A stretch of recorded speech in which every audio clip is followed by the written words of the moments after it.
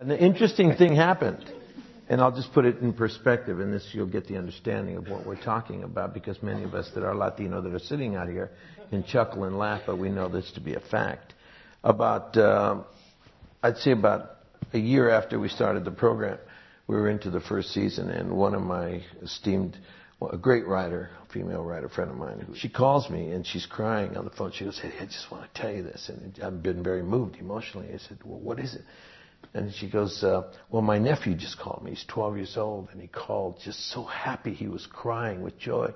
He says, 'We're in the future. We're in the future. I saw us in the future. I saw Battlestar Galactica, and we're in the future.'"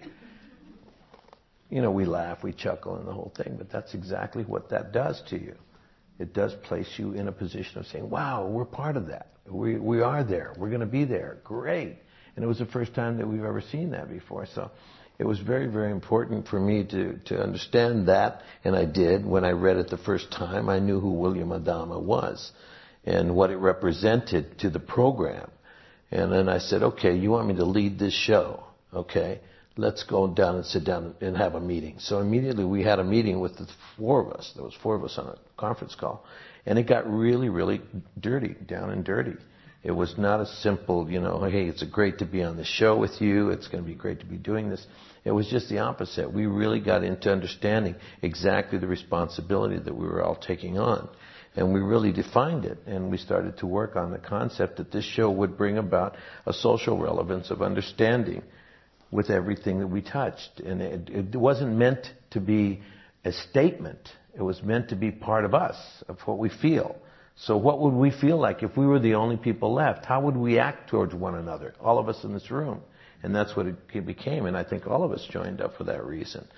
Because, basically, it's pretty tough doing television. It really is. And it's even tougher doing a remake. But then when you get into outer space and you get into the genre that has been really kind of like thrown around for many, many years as a means of exploring imagination to the fullest with four-eyed people and weird things, and, that's great and all that, but it kind of puts people into another escape that I didn't want to join into. And so basically it was Ron and David's commitment to trying to understand what I was saying in the room.